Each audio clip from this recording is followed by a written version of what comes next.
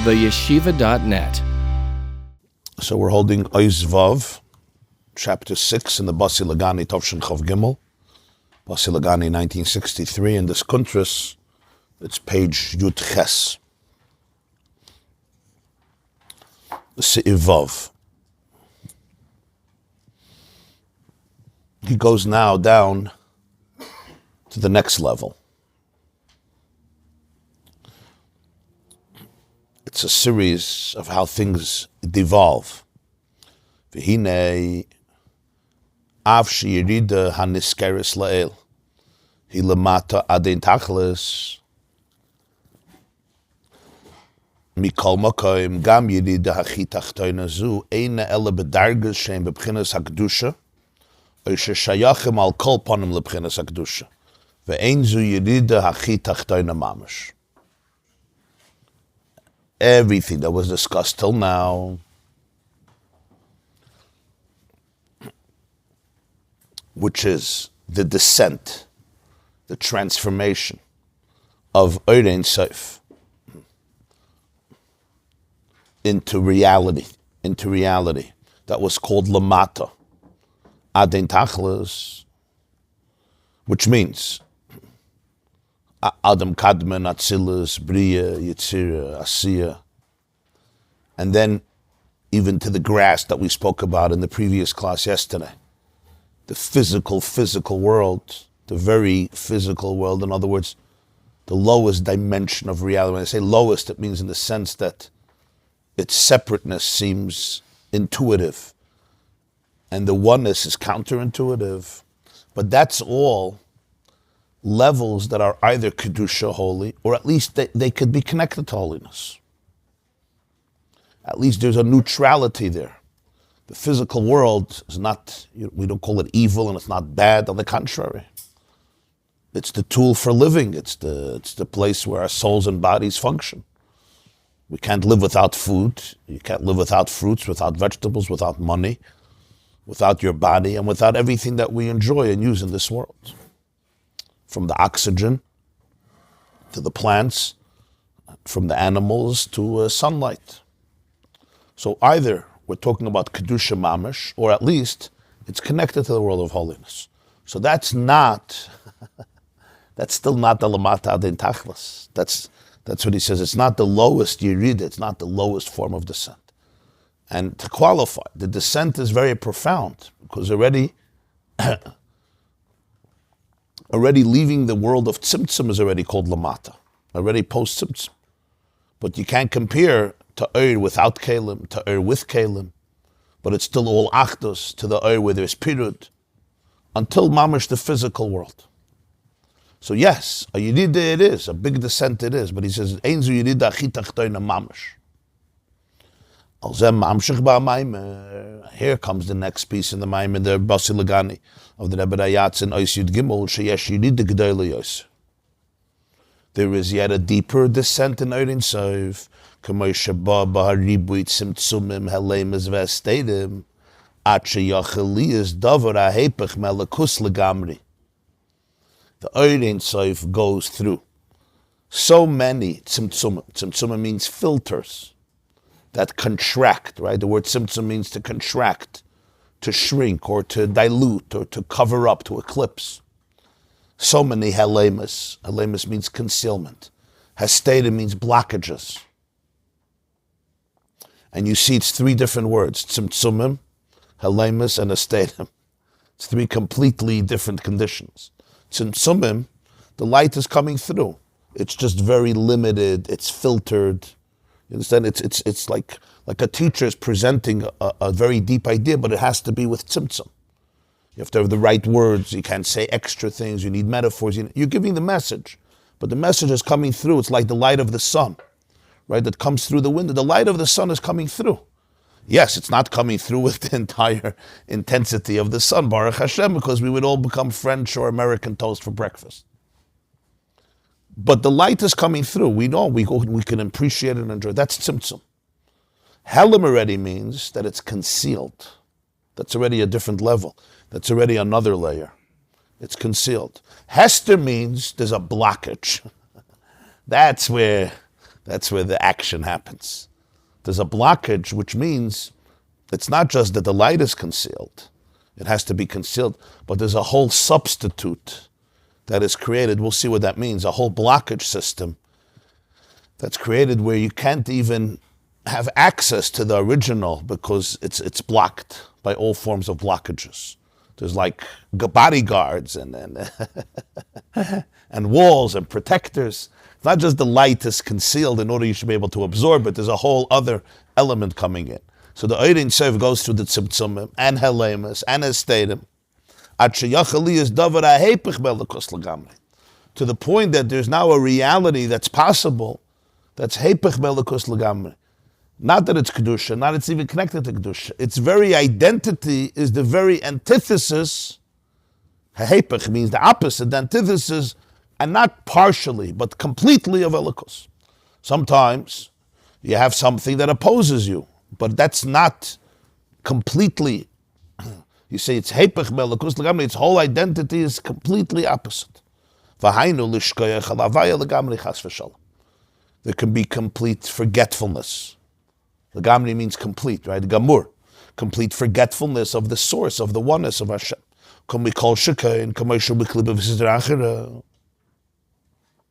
And certainly, the way this descent comes into what we call klippa. Klippa means a shell.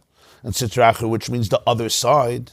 It's called the other side, because it's on the other side. Sitra means side, achra means other. Leimer liya oiri v'ani. It's an expression of Yecheskel. It's the Haftarah of Parshas Va'era about Parai. Parai, the king of Egypt, would say, Liya oiri, the river is mine, the Nile Delta, the river is mine, v'ani asisini, and I made myself. I made the river, of course, too, but I also made myself. Like you used to say about somebody, he's a self-made man, and he worships his creator. That was Parai. Liya oiri, the river is mine, v'ani asisini. And the river was very important because we have to understand that the whole economy of Egypt is all the credit of the Nile Delta, one of the longest, second to the longest river in the world, around 4,000, 5,000 miles. It's like the distance from here to Warsaw, the Nile, goes through 11 countries, the Nilus. And it's unbelievable. In the ancient world, what the Nilus was is it gave, naturally it flooded every year. In the summer, it flooded. It came over. They built a dam later. Recently, they built last century, the 1800s or 1900s, they built a dam. But the Nilus would always be oila. Rashi brings it. The Nilus is oila and it would flood everything. So the soil of Egypt was unbelievably saturated with the nutrients and the water that needed for tremendous growth and prosperity in the ancient world. Besides it having such a marine life, such a water life, the famous Egyptian crocodiles and alligators. It's called the Tanin Hagadol, the great crocodile Haroivitz B'toichi Oirav. So the river of Nilus was like, if you know what I mean. If you own today Facebook and Instagram and Google and Waze and YouTube and Amazon, so that was like you owning the Nilus. It was like you owned half of the buildings in Manhattan. So in Parai he said, Liyoiri v'ani asasine.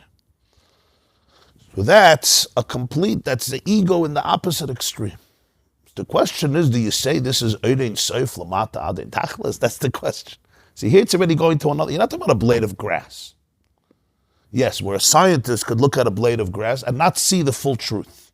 You could study the nervous system and not see the full truth. You could study DNA, the genome, the cell, and not see the full truth. Here, it's going, the Yerid is so deep that the blockages are so profound that you have a Parai personality who says, Li Yoedi V'ani Asasini. She says, oh, hey, Pechem is mamash. It's not just not the truth, it's the opposite of truth. Sometimes, there's an expression in Yiddish, Aligen Tarminer Zagen. Dem Emes darf man euch allemal sagen. You're not allowed to say a lie. It doesn't mean you always have to say to everybody the full truth, right? If you're eating in somebody's house, I remember my son once ate in somebody's house in Brooklyn, and he came home and I asked him how it was. He says, he has to throw, it was nauseating. So I said, what did you tell the woman, Biyullah? He said, I told her the food was unbelievable. I said, what did you mean? He said, it's hard to believe that somebody should make such food. He was like 10 years old. He said, I told her the food was unbelievable. It was very emistic. He said, it's hard to believe. They say in the Lubavitcher Yeshiva is a story that the Chaim Brisker, the Brisker Rav, once said about somebody that he sits 18 hours and learns, and he has tremendous sayata d'shmaya. They said, but the guy doesn't know anything. Yeah, he says to sit 18 hours and not know anything, you need a special sayata d'shmaya. But in any case, so you have something, sometimes, so somebody doesn't say the truth. Not saying the truth could get you to a lie, but it's not a lie. Not saying the truth, it's like a helam, it's a concealment. Heipach ha'emes mamish, that's like a hester. It's you're deceiving. You understand the difference? There's a concealment. You're not saying the full truth. You can't always say the full truth. You don't always, you have to know in situations, you're going to hurt somebody's feelings and it's not productive. You're not allowed to lie, but you don't always have to say everything, right? You have to know vu, vos, ven, etc. Heipach ha'emes mamish, that's different. That's, I'm telling you what's not true. I'm lying to you. That's like the difference of helam and hester. And then the helam is, I concealed it. Okay. You don't have access to all the information. A hester is, no, I replace it with something. I create a blockage. I manipulate the information. That's a whole different inyan. The ha'emes, what was the truth? The vayivarech Yaakov es pareh. It says in Parshas Vayigash, when Yaakov came down to Egypt, Yosef brought him to the king, to Pareh, and Yaakov blessed him. Ve'isa b'tanchum v'huva b'Rashi b'mkaimah. So the Medrash Tanchum and Rashi quotes it. They ask, Bameh Baruchai, what did he bless him? It says Yaakov blessed him. And the answer is, it's quoted in Rashi, Berchei sheyal nilas l'krasa. It was a bracha that when Pareh came to the Nilais, the water ascended in his honor. This was Yaakov's blessing. V'hu ashpas hatoiva elyon shenimshach. So Yaakov tuned in to and accessed a flow of divine goodness to come to Pareh. Hine Pareh melech hamitzarim agvulim. So Pareh, who's the king of Mitzrayim, look how he touches here, melech Mitzrayim. Melech hamitzarim agvulim. He's the king of restrictions and boundaries and limits and constraints. That's Pshat melech Mitzrayim. He's the king of Mitzarim agvulim. He's the king of blockages. It's an expression. That's not melech. Melech hamitzarim, the word Mitzrayim comes from the word meitzer. Meitzer is when something is in a very narrow space. The word sar is distressed, narrow, eng. Gvulim means when it's within limits. So Mitzrayim represents a situation where somebody is constrained, like when somebody is incarcerated. You're stuck in a closet, you're locked up in a place. There's no freedom of expression. There's a sense of inhibitedness. Pareh is the king of that. So what happens? So this Pareh who was blessed by Yaakov that the Nil should ascend, he becomes ungrateful. He comes and says, the river is mine. So here you see what Pareh does. The whole reason he could say the river is mine is because of Yaakov Avinu. It's because Yaakov Avinu's bracha. That's why he could say Li Yairi. If not for Yaakov Avinu's blessing, he would never be able to say Li Yairi v'Aniyas Hasidi. He would just be a regular guy coming to a river, and going swimming or playing frisbee. Because Yaakov blessed him, so every time he came to the Nil, he said, it's mine. I'm the father, I'm the God. Pareh declared himself, they called a demigod. He was like a deity. It says he would go to the bathroom early in the morning, he would go to the Nilus. This is the concept of K'foi Toiva. K'foi Toiva doesn't mean, K'foi Toiva means not just, I didn't say thank you. You take the very person that is responsible for your very success, you use your success to declare a war against that very awareness that Yaakov was trying to bring. He knew that the bracha came from Yaakov. That's the level of the lie. Sometimes you ignore something, you're not grateful, you don't say thank you here. You understand, the very energy that was given to him as a gift, that is what he used to declare that he's the God. That's a different level of K'foi Toiva. The person chose to do it. Yeah. Some people choose and some people just do it. We'll soon see why. Moshe Rabbeinu didn't know he was Jewish. That was like Yeah. So he says that's the next level of Yerida. The question is this also Ein Sof? Or at some point, does God say, Ad Kan? I could have said Briya, Yitzida, Asiya, Gashmias. What about this? Oh.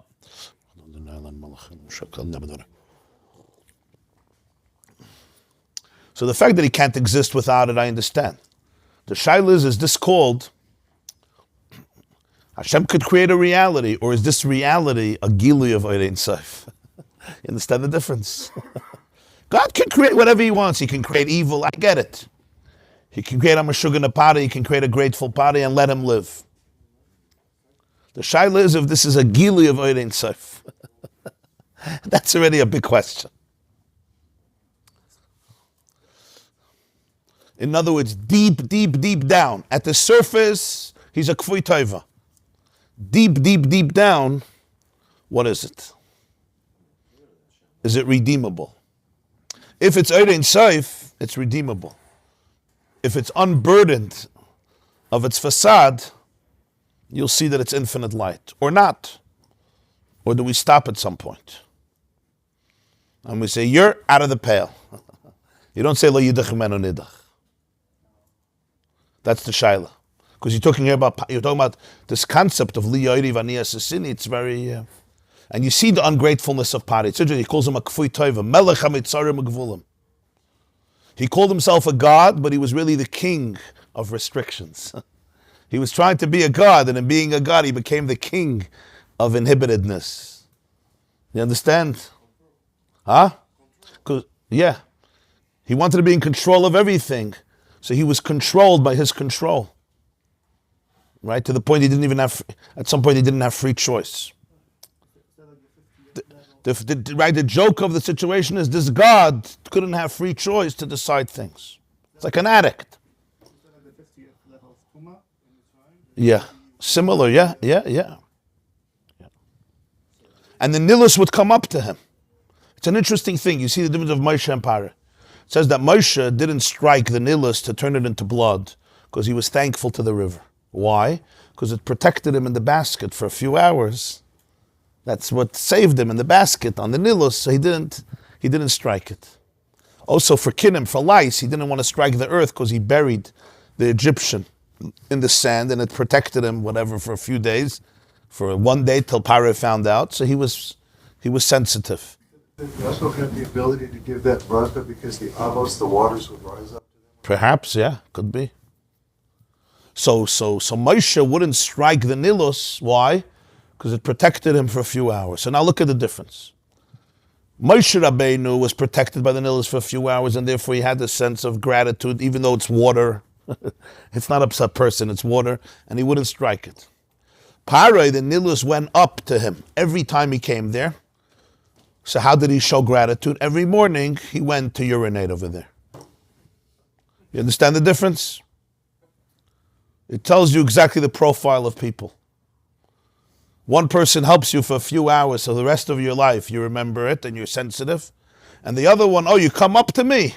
Okay, however you want to do the sentence, but I will unload everything on you. You get it?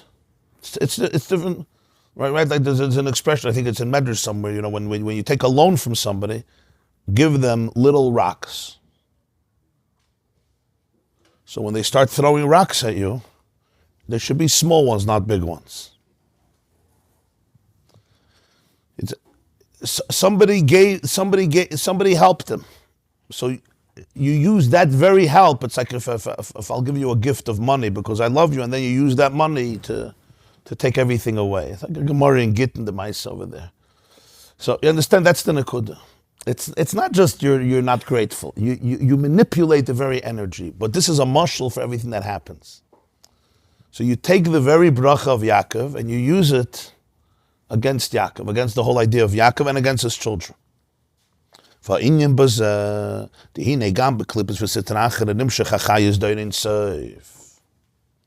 Chiddush is that the energy of Ein Sof flows even through Klippa, even through Sitra Achra. And when we say it flows, it doesn't mean it's two separate things. Sharei va'ata mechayes kulam ksiv. We say in the morning in Shachris, Vayivarech David, right? Va'ata atu Hashem levadecha. It's a very powerful piece. Ata, when you daven in the morning, this piece, it's kedai to close your eyes and meditate for a few moments, even though you're going to miss the rest of Shachris. It's still kedai.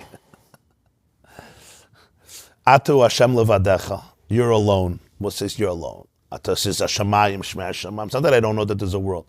Ha'aretz hayamim v'chol Hashem va'ata mechayes kulam. You give life to all kulam. What does that really mean? It doesn't just mean that you're responsible for it, you created it. It means that right now va'ata mechayes kulam. So here is the chiddush. What Sitra Achira is calling Sitra Achira, we're calling Ein Sof. Va'ata mechayes kulam. Mechaya doesn't mean you created it. Created, I know you created it. God could create whatever he wants. Abracadabra can do. He can create clippers too. How? I don't know. I can't create not clippers. I don't know how to create clippers. That's not the word. Va'ata mechaya means, mechaya is life, the life force, the consciousness. Right now you have a life force, you have a consciousness, you're feeling things. Your brain is firing messages, right? Millions of messages a second. You have a life force, a physical life force, a biological life force, a spiritual life force. That's va'ata. That's va'ata. Now, what's the consciousness of Sitra Achira? I'm God. Li yoiri. He says, va'ata mechayes kulam. That's your chayes. But what he's saying, the whole chayes is that there's no God. The whole para is that there's no God. That's also Ein Sof. Yes, it came through Tzimtzum, it came through Helam, and it came through Hester, Emes. The Hest. It came through filters, it came through concealments, and not just it came through blockages.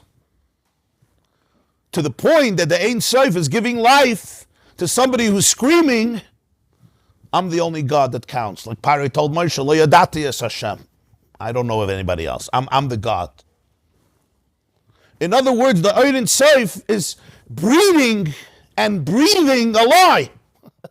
That's very opposite. That's the chiddush of Lamata Adin Tachlis. Yeah. It's almost like kidnapped. That's called kidnapped. That's where the king, we spoke about the king putting his life on the line, right? Almost the ultimate vulnerability. I am in the place and I stay there. Because if he would go away, there would be no paray.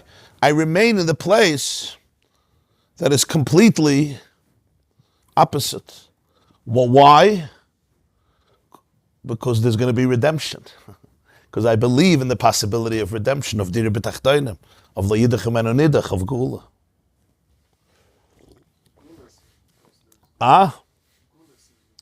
Yeah.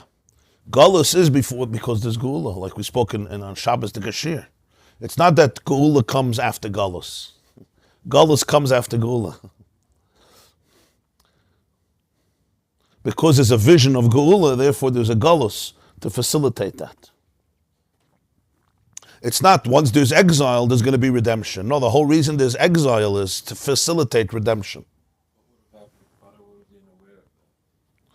If Pari would have been aware of it, in other words, he would have come to the Shir, and we would do a little therapy with him, he would be able to unburden his rebelliousness and really see that what he's looking for is Ein Sof.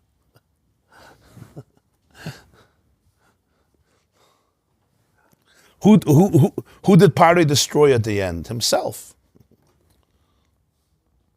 He destroyed himself at the end. That's the story. That's the whole story of Pari. He's the ultimate king. He's the superpower. He's God. He wants to be God. He wants everything, and he ends up with nothing. He ends up in a big mikveh, that very nilus in the Yamsuf. That's where he ends up. Okay, according to the Medrash, he was saved and he ended up in other places, however you interpret it. But the point is, al pi pshat, right? He just ended up in the very water that he worshipped. he was the creator of it, Why did Hashem make the Nile rise up to him and actually deceiving him? Yeah. Well. In a good way, that would be to empower Pari, to be able to align him with Kedusha. Let's see further. There's a story that Alter Rebbe had a chassid. His name was Reb Kusha Liepler, Reb Yekusia Liepler. And he was once by the Balatanya in his room, and he said, Rebbe, hakmir arab the linke Zeit. Rebbe, how do I say that in English? Hakmir arab, chop off my left side. That's what he said. Rebbe, hakmir arab the linke Zeit. Take your axe and cut out the left side. Just chop it off, amputate it. Let freedom ring. So the Alter Rebbe went into his beinanus. He went into a meditation, like a trance, or his beinanus, for a few minutes. And then he, so to speak, came back, and the Alter Rebbe used to speak with a niggin. There was a niggin he would speak in when he spoke, even in a conversation. So this is what he said to him. He said in Yiddish, he said these words, Va'ata mechayes kulam. Mahaknish tarab de linke Zayt. Zayem euch mechaya. Va'ata mechayes kulam. Zayem euch mechaya. Hashem gives life to your left side. You also give life to your left side. We're not chopping it off. That's what he told him, Kusha Lepler. That's what this Maamer is saying. Why not? If you can, I don't know how to amputate it, but if you can amputate it, it's the source of all infections. When do doctors, Khalila, amputate a part of the body? It's unsalvageable, and it's infecting the rest of the body, right? You want to die, or you want to have it's tragic. So he told Alter Rebbe, the infection is too deep, it's contaminating my whole system, get rid of it. He says, no. Va'ata mechayes kulam. If we get rid of it, you know what we're getting rid of? We're getting rid of Oidein Seif. Zayem euch mechaya. If it's a past for the Eberste, it's a mechaya. It's a past for the euch. But what does it mean, Zayem euch mechaya? Zayem euch mechaya means you have to unburden it of its facade, because it's very thick. It's very, very dense. He's not saying it's not left. He's not saying it's not a Yetzer Hara. But what looks like a Yetzer Hara on one level, if it could be unburdened of itself, you'll see that it's really a Spashtas and Gili of Ein Sof. It says, Va'ata mechayes kulam ksef. Ela shahachiyus yored umisave umisgashem. Again, 3 words. Chayus goes down. Umisave, it becomes thick. Umisgashem, it becomes materialized, concretized. V'shefeya derech hagalgalim v'mazalas. Then it goes through the heavenly planets. Ad sheyochel liyas davar eipech malakus mamash. It's all va'ata mechaya. What's the final product? The final product is you have a para. You have a horse. You have an ant. Yeah? You have a cat. You have a dog. That's not para. That's part of God's beautiful physical world. The horse doesn't say, Li yoidi v'ani asisini. On the contrary, the horse says, come on and I'll give you a ride. I'm your merkava. That's a horse. Right? But Pari doesn't say that. Furthermore, the hine gam davar shu hepech melakus yachali is ba'ifan she'eni yedeyas ribonim mechavel limned by. Shaz eni ikafu tova kolkach. You can have something that's antithetical to godliness, but it's because of ignorance. He doesn't know. He doesn't know, but there's something higher. It's not an intention of rebelliousness. Yeah, I may spend my conscious, my life is completely antithetical to any truth. But it's not coming from knowledge, so it's not that the person is ungrateful. They just don't know better. It's like a tinik shenishba. Now there's something even lower. You have the person who walks around saying, I'm the river.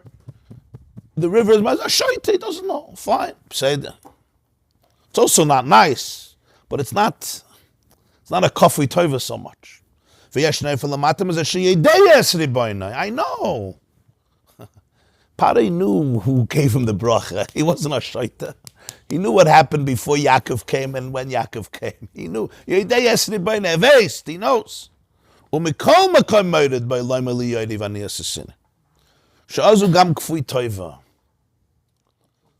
Same philosophy. Or the same Pari, even if it's changed Pari, it was him. Vayakam melech chadash shelo yodas Yosef is a machlekes Rav and Shmuel if it was a new one. V'zeu shemevi b'mayim adugma mipara. That's why the example that's brought is Pare. It's not just clip, it's a lower level. Sha'av sheyada shaliyas aniyas l'krasim tzad berachas Yaakov. He knew that it's coming from Yaakov's blessing. So what would a person do that? You're grateful to Yaakov. You see that your whole power, your whole richness is due to Yaakov, so it makes you more sensitive, more thankful, right? More indebted. It's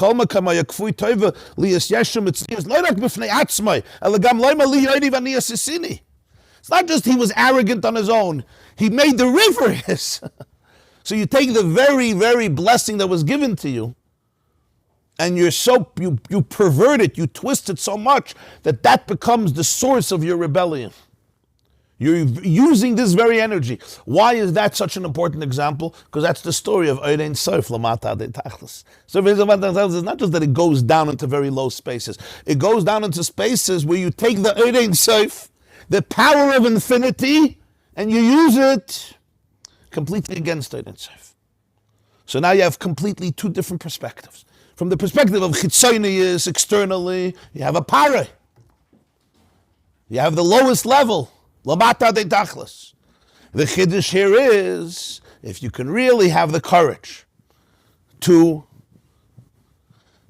strip the layers and remove the facades and unburden it from its own warped belief systems, you'll be megala the truth that it's va'ata mechayes kulam right now. Yeah, it's not just courage. You need tools, you need support, you need help. Yeah. So this is where the ultimate tikkun comes from. Right? There's two, it says in Tanya, in Perek Lamed Aleph, that there's two stages. There's something called Yitzias Mitzrayim, and then there's the Geula, the ultimate Geula. Yitzias Mitzrayim says they ran away. Kibaracham, this week's parsha. Kibarach. L'asid Lavi, it says in Yeshaya Navi, Loi b'menusa telechu, you're not going to run. Relax. What's the difference? The Rebbe says in Tanya that in Mitzrayim, when they left, they ran away from Pare.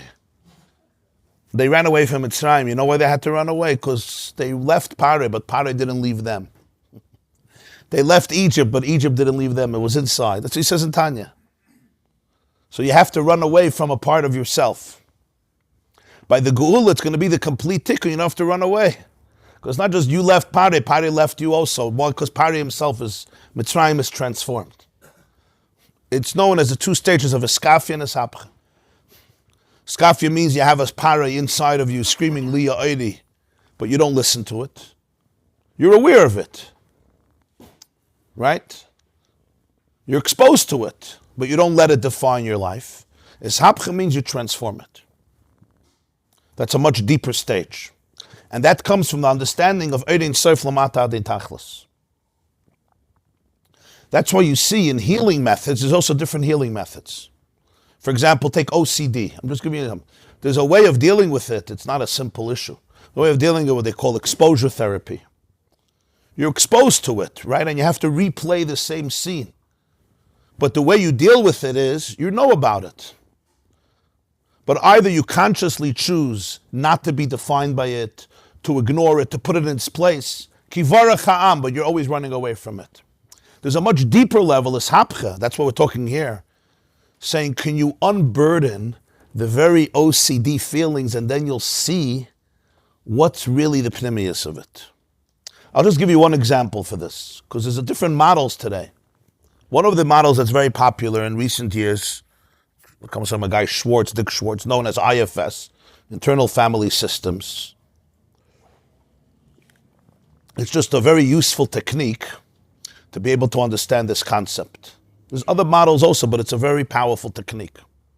In fact, when I heard him talk about it the first time, he didn't learn it from science, he learned it from experience. He's been a doctor and a therapist, a psychologist, a psychiatrist for 40, 50 years. And he didn't learn it, he learned it from his patients, which is a gewaldige inyan, because many healers, they put their patients into their boxes. I have a textbook, right? If you're not sick enough, I'll make you sick. But you're going to fit into my models of who you are. That's the very opposite of emes. The opposite of emes is bittul. I'm not going to make you fit into my textbook. I'll rewrite my textbook based on you. You understand? It's a whole different inyan. He had the humility of challenging himself and saying, let me hear what my patients say. So just very, very briefly, and it's really, it's a pella, because the oisius that he started to use, a mamish oisius, that lahavdil, the whole Chassidus is filled with those oisius. He said there's an essential self, an essential real self, that is as whole as it can be. It's compassionate, it's loving, it's curious, it's courageous, it's creative, it's confident, all C's, a bunch of C's. It's connected. You want me to do more C's? Cholesterol, kneidlach, kishke, kasha, kashavanishke, kreplach, calories. That's the Jewish self. But it's really, it's a self, to put it in the oasis of Yiddishkeit, the oasis of Primus HaTorah, it's a chelik, it's Eirei Seif. It's a tzelem elikim. Even by a non-Jew, it's an image of Hashem. By a Jew, you call it a chelik elikami mal mamash. This self is like a conductor. Conductor may have 600 musicians on stage, and he conducts them. And they all look at the conductor, they trust the conductor, and the conductor leads a symphony. If you ever by a symphony, it's very, very impressive. There's that man, nobody sees him, right? His back faces the crowd. He stands with a stick, with a baton. He doesn't say a word, but he's sweating the whole time. And at the end, right, he takes a bow. But the whole symphony is connected to the conductor. Not because he represses them, fakert. He brings out, right, the violinist and the person playing the cello and the piano and the drummer and the guitar. Every single, and the fiddle and the harp. Everyone is part of the symphony. What happens if in middle, this is my mush, what happens if in the middle of the symphony, yeah, the conductor Nebach, I don't know, he trips and he falls, yeah, or he falls asleep, or he loses it. What does everybody do? You have the leader here, right? And the poor leader doesn't know what hit him. He fell asleep, yeah? He's suffering from delusions. He just broke down in front of us. He became disintegrated. He fell off the stage. He hurt himself. And he had a heart attack. Whatever, he's gone. So now you have 600 people. And they need to survive. What do? They can't trust him. But there's a show to go on, yeah? We have to make our money. There's a lot of people here. There's 20,000 people. So now chaos ensues. So what's the metaphor here? As long as the self, the real self, is a conductor, it takes all the parts of the human personality, and they all are part of the symphony, because we have so many different parts. We have curious parts and creative parts. We have parts that detect danger. We have parts that are proactive. We have parts that are defensive. All the different kaichas nefesh. Chachma, bina, das, chesed, gvura, tiferes, netzach, chayd, yisod, malchus. And everyone is part of a symphony. Sometimes you need chesed, sometimes you need gvura, sometimes it's danger, right? Sometimes you have to fight, and sometimes you have to run, and sometimes you have to be quiet, and sometimes you have to speak.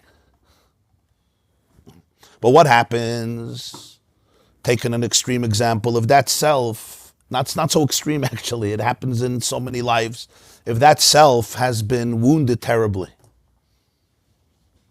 and because that self is so pure, right, whether it's shamed, ridiculed, criticized, molested, abused, physically, emotionally, one event or many events, what now happens?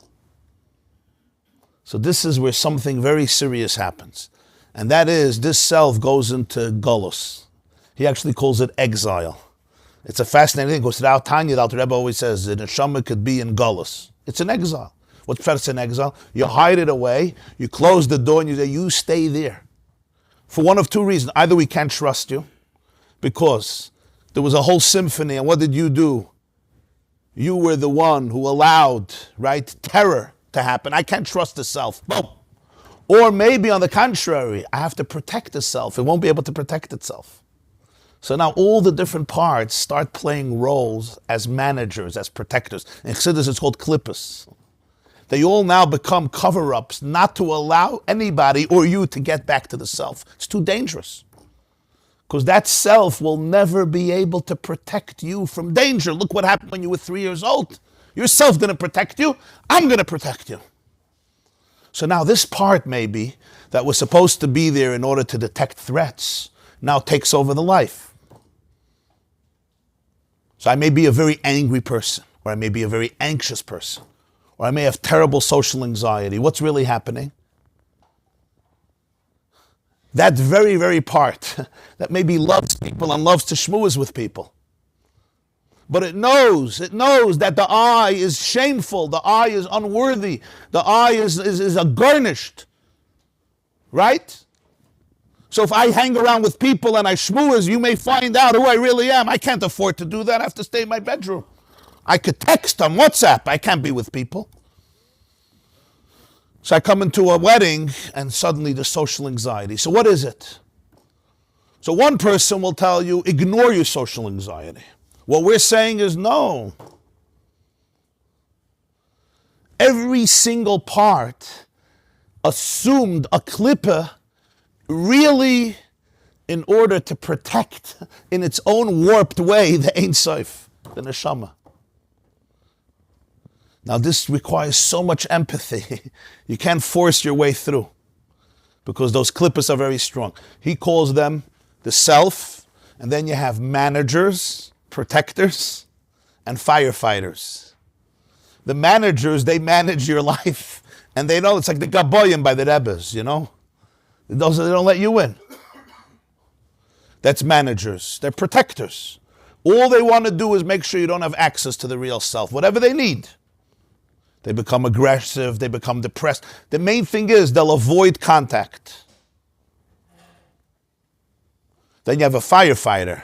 What happens if somebody did trigger the self and there's danger? So the firefighter right away comes, right? Suddenly there's something else going on and it distracts you from the situation.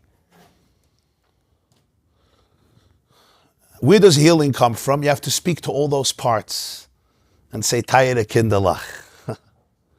Now, he took it to such an extreme, and the reason I appreciate, and you have to be very sensitive, is he says that over 40 years he has found, and I'm saying this with sensitivity because it shouldn't be chas v'shalom understood as moral relativism, that people who did the worst things in life, you know what, pedophiles, gili arayas, shvichas damim, right? On one hand, it's evil of evil of evil, and it's true. They destroy themselves, they destroy other people. But really, and a person is responsible if you're responsible, but really what's happening, really what's happening is that the parts are carrying the burden of trying to protect the self that is so wounded, and in their distorted realities, this is the only way I'm going to be able to manage my life, I'm going to be able to survive. And it becomes very, very tragic to see to what extremes those parts can become burdened with a life that is completely destructive. But what's really at the pnimius of it all? At the pnimius of it all is, if this is all true, here you have a model of Ein Sof feeding the very, very behaviors that are completely at war with Ein Sof, because it got so distorted and covered up. So it's actually expressed in these behaviors. So the tikkun is not to deny them. The tikkun is to unburden them and see how what you're really doing is you're using the Ein Sof. What's feeding you is almost a goodness. There's a goodness at your core. You're trying to protect the person. Unfortunately, you don't know who you are, and you have to be able to tell all those parts. I'm not 6 years old. I'm not 4 years old. And you give them permission to unburden them from their klippah and be able to become a part of the symphony. Does any of this make sense, what I'm saying? It's very intense. But you can only do it with a lot of compassion. Compassion to all the parts, compassion to the self. And you have to ask, because they're so invested. Now think about this. When you're feeling anger towards your spouse, You're feeling anger towards your children, right? You could say, I'm a horrible, angry person. You're feeling depression, you're feeling lazy, you're OCD, you're having social anxiety.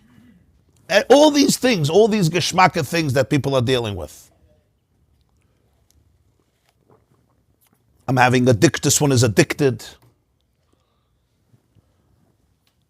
So we call it a Yetzer Hara. We call it a Yetzer Hara, and here he's saying, it's Eirein Soif Lamata Adin Tachlis. What's that? Not that it was created by Hashem, that this itself is an expression of Ein Sof in a perverted way. That's the Torah of Geula. This itself is Ein Sof in a perverted way. That's why it's so powerful. We think it's so powerful because we're messed up. No, it's so powerful because it's an expression of your infinite goodness. It doesn't mean it's not a Yetzer Hara. It doesn't mean this is a good thing that you're doing. We're not saying that. He's not saying that Pare was a tzaddik hador. That's not what the Maamer is saying. He is saying, Va'ata mechaya es kulam. This is the Ein Sof that's camouflaged in a lot of blockages. But every blockage is also Ein Sof. Somehow in the blockage's mind, this is what Klippa is, in the blockage's mind, this is how I'm going to protect my infinity. Why do you have to protect your infinity through such anxiety? Why do you have to protect your infinity through such aggression? Why do you have to protect your infinity through schizophrenia, bipolar, borderline personality? Why? That's how you have to protect your infinity? Why do you have to protect your infinity through so much loneliness? Why do you have to protect your infinity through so much aggression? That's a good question. So hold my hand, and instead of asking me what's wrong with me, ask me what happened to me. And let's go for a journey. And we'll uncover a lot of things, a lot of powerful things. And then I don't have to convince my aggression or my depression or my social anxiety that it's bad and it should shut its mouth. It's more than happy to shed the layers and unburden itself. The greatest burden of Klippa is Klippa. The most miserable person, the most miserable reality is Klippa. You understand? You know why? Because it's not who it really is. It's so burdened. It's like I put a washing machine on you and you have to carry it for the rest of your life. But now you have to turn it into a philosophy. That's hard. Imagine, I give you a washing machine. Yeah, when you're 3 years old, I say, here's on this shoulder. I give you another washing machine on this shoulder. You now have to carry it for the rest of your life. But now you have to make sense out of it. You have to smile. You have to come to school every day with 2 washing machines. So what do? You turn it into a philosophy.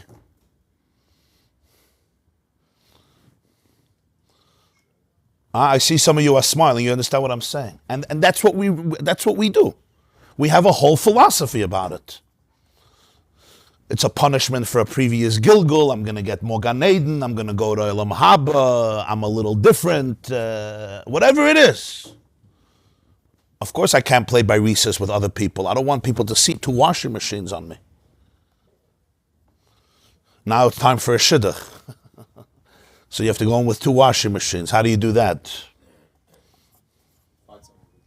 Huh? Very good. Very good. He said you find somebody with a dryer. The best story for this, the best story. It's gewaldige Meise. I heard it once from a woman. She said she heard from her father. He was a Yiddishist.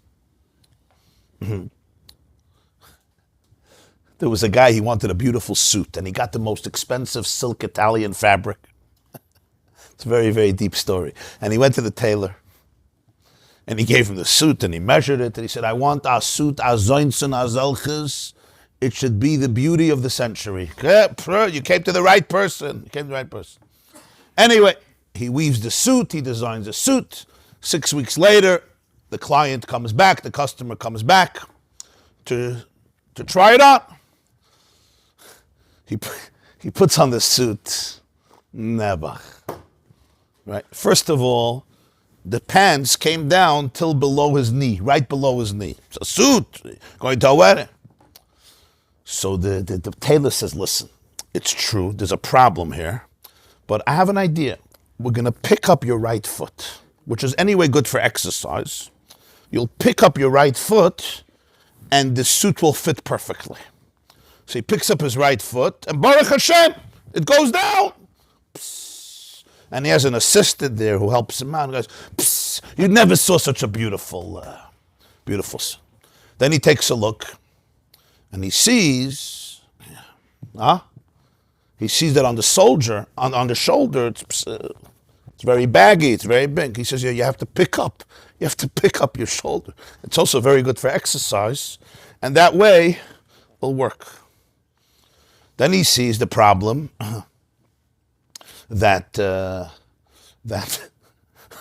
arm, again, it's too short. He says, you have to bring in your hand, and then it'll be good. So every limb, he makes him reconfigure it, and when he finishes, it's a beautiful suit. And the guy so desperately wanted the suit, he goes outside, right? I have to stand up. He goes outside, and he's like this. And he's walking with the new suit. 2 Jews are looking. They say, wow, interesting. Where did you get this suit? It's the tailor upstairs. And one guy says, what a tailor. What a tailor. He takes such a crippled man and he designs such an elegant suit on such a crippled man. What a tailor. You understand? That's the whole Nakuda. And that's what happens. All that I should be able to fit in to the suit. In order to fit into that suit, I'm going to make it work.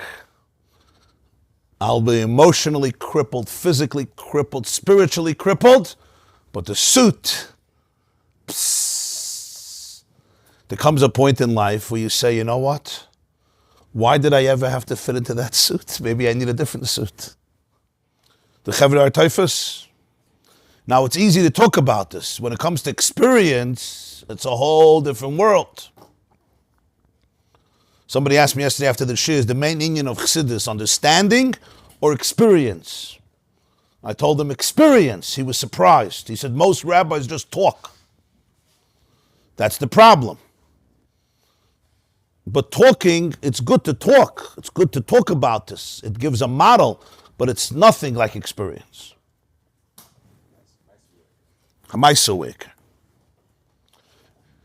In the experience, it could be very challenging. Why? Because it's it's very deep. I can't do this myself. We need support of each other because I'm already in the system. And it's scary. Because remember, those parts didn't develop when I was 90 years old. They sometimes developed when I was very, very young. But that's the concept of, that's what all klippas are. So here we have it pashut in the words that even para, in other words, your rebelliousness, you're taking, you're not rebelling against Ein Sof. You're rebelling with Ein Sof. The Herst, there's no reason you're rebelling against Ein Sof. The Ein Sof is rebelling against Ein Sof. How does that happen? The answer is that's what symptom is. That's what clip is. It's completely masked. But it's really goodness that has become perverted. Just like Parai. If there wouldn't be the bracha of Yaakov, he could never say Liya Oiri. So his whole Avodah Zarah was what? It was Yaakov's bracha. Unfortunately, it was used in the wrong way. It was seen in the wrong way. But what was it? So what's the tikkun of it? The tikkun of it is you want people to worship you because the river is yours. How could you really say that? Because of Yaakov. So you're just a manifestation of Yaakov's bracha. Oh, really? Wow. So you mean I don't have to fight Yaakov? No, Yaakov is your best friend. He's the one who blessed you. Oh, you mean myself is not so evil? Really? I thought I was the most despicable child in the world. I thought I was the most unworthy person in the world. I thought I was the most shameful existence. I thought I have to be hidden in a closet for eternity. I thought Yaakov was my biggest enemy. I thought. No. Everything came from Yaakov. Even your Aliyah was from Yaakov. It's a very, very powerful process. It's a very healing process. But this can only be done with compassion. Because the whole nekuda here is that you're not destroying anything. You're opening it up. So the moment you come with a hammer, I'm going to teach you, you missed the boat. You understand? The moment you come here with force, you're missing the point. If you want to be Megala the Ein Sof, you have to look at me, not scream at me. You have to even look at my klippa, not scream at my klippa. You have to say, Va'ata mechaya es kulam. I'm going to look for the Va'ata. That's what I want. I want the Va'ata. That's what Alter Rebbe told Reb Kusha Lepler. I'm not going to amputate your left side. Va'ata mechaya es kulam. There's very precious stuff there. Let's speak in practical terms. Everything that you call your Yetzer Hara, yeah? Your laziness, your addictions, your shame, your guilt, yeah, your resentment, even your jealousy, your hatred, your loneliness, your isolation. You don't even want to live. Va'ata mechaya es kulam. Zayim oich mechaya. Can you bring in life into those places? Can you actually, with a lot of empathy and compassion, look at those places and say, what are you protecting? Tell me, what would happen to your life if you would go on vacation for a day? What would happen? What would happen if when your wife would say these words, you wouldn't respond this way? What would happen? And you know what he'll tell you? He'll tell you, I'm going to die. He'll tell you. They know, he knows everything.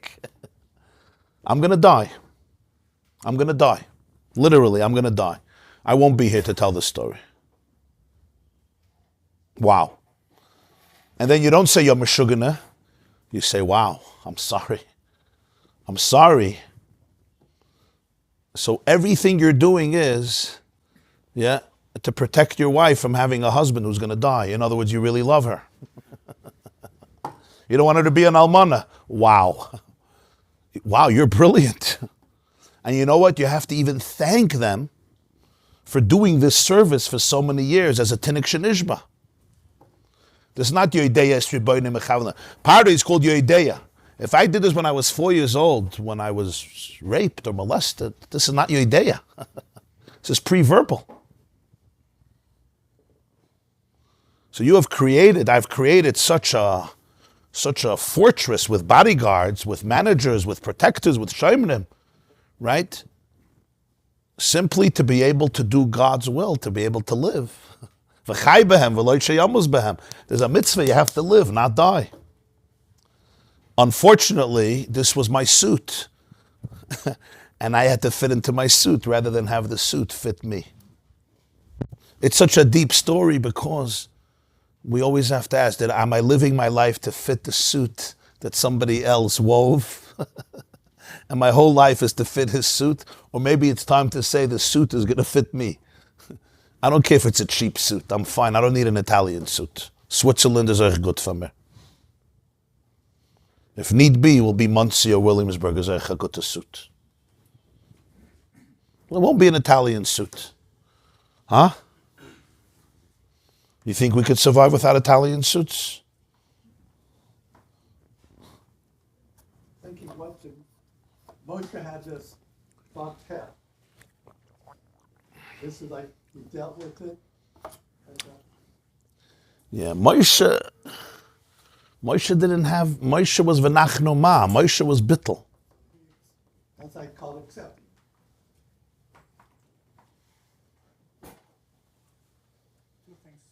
Moshe was, you typhus, you understood?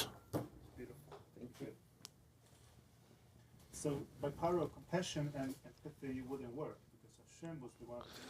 God tried with Parai. The 10 makas, by the way, Not so simple. Not so simple, you say. People don't understand the 10 Makkos. They think the 10 Makkos was fire and brimstone. The 10 Makkos were 10 lectures that Moshe gave Pare, but he used visuals and props. You understand what I'm saying? The best shiurim are shiurim with visuals.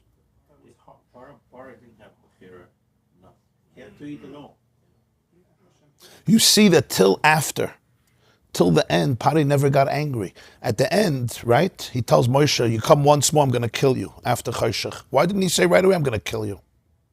I don't understand. Guy comes, destroys your whole country, kill him. But at the end, he says, I'm going to kill you. I'm going to kill you. Until then, Moshe never got angry. Why did he not get angry? I don't understand. He's not angry. Pari is not angry. Because really, the 10 Makkos, it was like a conversation. But it was a conversation with props, very impressive props. Those are the best shiurim. The best shiurim are visuals. Moshe was teaching Pari about life, and Pari was arguing with them. And Moshe was just proving, look, I'm showing you how the world works. And Pari was saying there's no proof. Finally, after Chayshach, Moshe finished the shir. There was 9 classes, it was done. So Pari said, you lost, you come back, I kill you. Now you're wasting my time. Now Moshe got angry. It was a very deep thing going on. If it was just to get the Jews out of Egypt, so Hashem should have made one makkah, give a frask, makkah's preiris, and take them out. What are you playing games? Nothing better to do. God has nothing. Okay, now we're going to do a new fireworks show. It's like a color war. You want them out of Mitzrayim, get them out of Mitzrayim. You don't want what? Schlepster. You take away his pchira, you don't take away his pchira. The makkah was really trying to teach Pare what happened to him. You know the Mori Naim says, Reb Nachum Chernobyl says in Parshas Boy, he says that the Rambam asks a question, if you don't have Bechira, how could you punish somebody? Why are you punishing Pari if you took away his choice? Yeah, it's a big question. Mori Naim says something gewaldig. Listen to this. He says that's what Hashem was telling Moshe. A lot of Jews wanted to stay in Egypt. There was a lot of good things going on in Egypt, right? So Hashem was explaining to Moshe, let me tell you what's happening in Mitzrayim. What does it mean to live in Mitzrayim? What it means to live in Mitzrayim Megvulim. It means to live in a brain that doesn't have free choice. That was the definition of Mitzrayim. Definition of Mitzrayim is that you don't have choice. To leave Mitzrayim means that you could come to a place where you have choice. That is the condition of Pari. Now let's understand what this means. Viktor Frankl said between stimuli and reaction, there's an empty space. In that empty space, all human growth and freedom lives. You tell me a word, your teenage child tells you something. That's called stimuli, right? It goes in. You're like, right? But between the stimuli and your reaction, there's a little tiny empty space. If that empty space can grow, that's where there's bchira. If that empty space doesn't grow, there's no bchira. Pare is the letters ha'orif, which means the nape. The nape. The back of the head. When I am in that space, in my amygdala and my reptilian brain, I have no choice. I'm trying to survive. When you're in your prefrontal lobes, there's executive functioning, you could think. So that's the definition of Pare. Definition of Pare is, spiritually speaking, psychologically speaking, where I am trapped in the prison of my own psyche without the ability to even know what's happening and then choose how to react. I'm completely in survival mode. Or to put it in the previous metaphor, right? I'm completely crippled based on an image of some suit that I have to wear. And I don't even know that there's another reaction because I don't even know what's happening to me. This is who I am. There's no conscious observer watching my emotions. Right? Your spouse says something, your employee says something, a friend says something, and you just go into a place, you run for 2 weeks, fight, or flight, or freeze, or fawn. There's no observer consciously who's watching what's happening. I'm just like a machine. I'm just a victim of it. Now I'm just caught up in this whole process. I don't even know why. And then I feel bad. Can you almost distance yourself from yourself, right? Let your neshama watch what's happening, see it, and you're like, wow, wow, wow, wow, wow. And that's the beginning where you differentiate yourself from the parts, the Ein Sof from the Klippa. And then you can say, wow, look what happened here. But without that, my Ein Sof is completely entangled and what's the word? Convoluted and manipulated and exploited. And so what Ein Große Klippa that I don't even have access to because I am that. That becomes who I am. You need someone from outside. You need somebody from outside, and you have to become somebody from outside. In a good way, somebody from outside. Somebody who can watch and say, wow, look what's happening inside of me. That's where this period is an eye that observes everything, including the fact that my eye is completely off balance, completely wacky, completely chaotic. I can watch that. I'm like, wow, wow, wow, wow. Now that chaos is going to say, don't watch me, you're the one. It wants to always schlep in the core. It doesn't want you to stay from a distance, because if you're the Meshuggah, so then that's it, the game is over. And you have to say, wow, it really thinks I'm the Meshuggah. I don't think you are a Meshuggah. Wow. You understand? But there's always going to be an eye watching that. That means there's a Nakuda that remains free. There's a Nakuda that remains free. If you can hold on to that Nakuda, then you could say, wow, what happened here? And from here, Tikkun can begin. So that's the Nakuda here, that the Ein Sof Lamata Dein Tachlis goes into a place where it's feeding that which is declaring war against it, and that war itself, right? The oxygen for the war is coming from that which is being fought against. From that which is being fought. That's heavy. But that means you can heal it, because if you unburden it, you unburden the rebelliousness, there's no real bad parts. It becomes bad, but it's not a real bad part.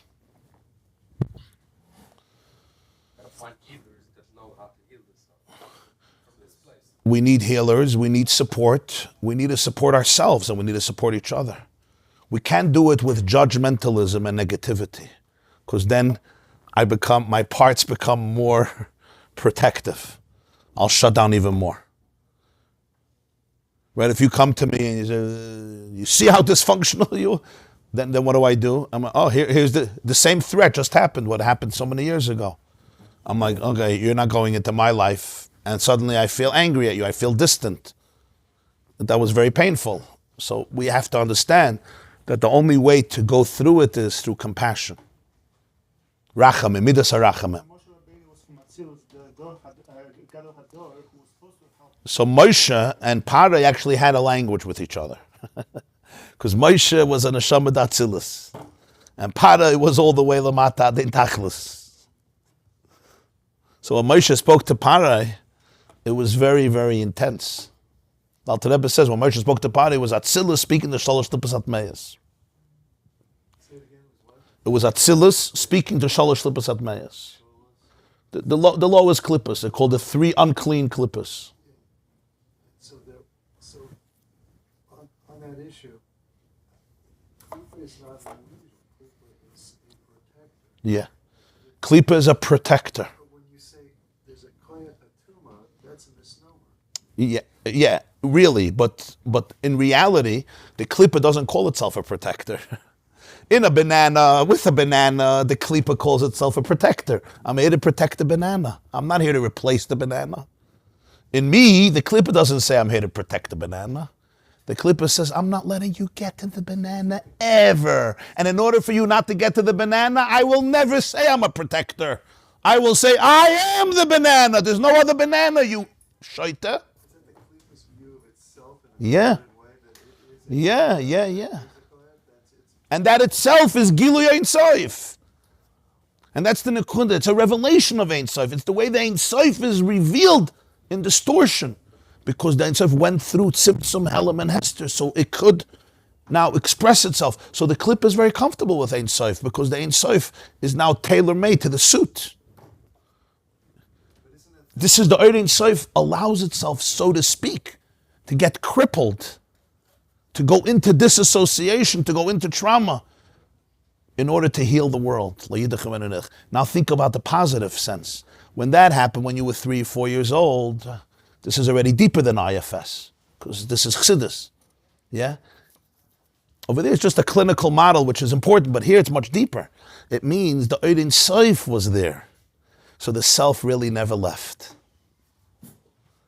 The self really never left. It's really, really never left. It's always, always present. It's always present. And it's not afraid of being in that space. Because Golus, right, comes after Geula. Which means, it's the last line of this shir, which means, my soul knows that ultimately part of my mission is to be able to elevate and liberate that darkness. So therefore it went into the darkness.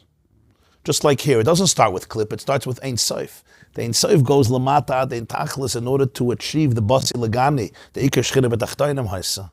So think about it in terms of your soul.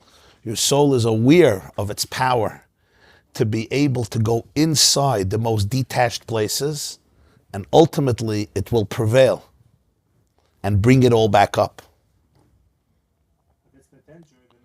It's always it's very dangerous, vulnerable, but that's pshat. We believe in Geula, not because we believe there's going to be a Geula, because the Golus, comes after Geula. Geula doesn't come after Golus. Because there's a vision of Geula, we go into Golus in order to be able to facilitate Geula. So now you're thinking there's people that get so broken and they don't come out of it, right? They may even take their life. Now you don't think I'm stupid enough to give you an answer to that question, right? The journeys of souls is more complicated than we understand, right? But there's no soul that doesn't have a tikkun. In one way, in another way. Okay, 2 things. First of all, tomorrow morning we're going to have a shir. Wednesday morning, 7:45. Bli neder, because I want to finish the Maamer. I thought we'll finish today, but my thoughts. And Beis Hashem, tomorrow night, Shevat is the yard set of the Rebbe Rayatz. Today the Rebbe became Rebbe. We're going to have a Fabrengen in Pomona, in the shul at 7 Galileo. 7 Galileo. So a big shul over there in Pomona. Everybody is invited. That's tomorrow, Wednesday evening, 7:30 p.m. Yud Shvat. Everybody have a wonderful day, a beautiful day. There's a shir here for women in 20 minutes. And tomorrow morning we'll have a shir. Please tell those who come, 7:45 a.m. Bli neder. Tzlach Rabba. I'm saying once we are from the outside and we know everything that goes on, as Ein Sof, we need direction from there. You're right. See. You're right. It's Teufels gewähnt. In that experience stuff. Yeah.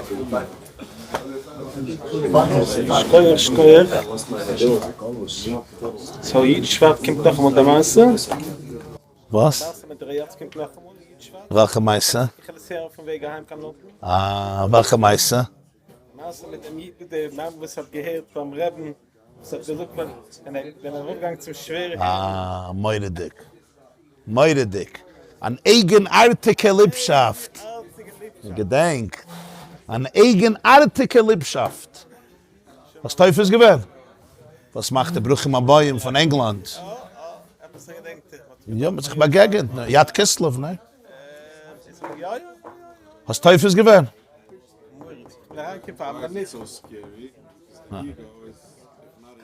If I was told from the age of 4 that this is the suit, and if I put on another suit, everybody will look at me like I fell down from Mars. I won't survive another day. They'll throw me out. So this is the suit. Now you want me not to fit this suit, Sugar? You want me not to go like this? You want me to go like this? I have to be like this. The moment I go like this, I'm not accepted anymore. I'm a danger to society in my mind. It's a very heavy belief to live with. So if I could, with compassion, say, wow, you feel it right away. It's so rewarding. It's very liberating. But it's very scary because this is my survival mechanism. If I learn that this is the poison I have to eat every day, and if not, I'm dead. Now you want me not to do it? But this is emotional. It's not it's an emotional thing. You want me not to respond this way? Being told that the Geila is here helps the situation. The question is how to act. It's very scary. A person has to feel safe. The same lack of safety that I felt then that caused me to do this, I now have to feel safety to be able to undo it. If the safety is not on that level of unsafety, it's not going to be at Misakin. You understand what I'm saying? If somebody was attacked by a terrorist, Rahman al-Islam, right? A child is trembling, and you take him to a safe place, right? If he doesn't feel that this is as safe as that was unsafe, you're not doing anything for him. And he's going to stay stuck in that place. He's not in a safe place. He's in a place where there's a fire. So 20 years later, he's still in an unsafe place. So what do you do in an unsafe place? You don't say a word, right? Of course. I have to be a mensch also. Ich bin nicht kein Schmatte. I have 2 washing machines, but I'm a successful guy. So I build up, so I become a Pa'aliyah, so now I own the Nile. I made myself, right? Fine. I'm a successful man. This class is brought to you by the yeshiva.net. Please help us continue the classes. Make even a small contribution at www.theyeshiva.net/donate.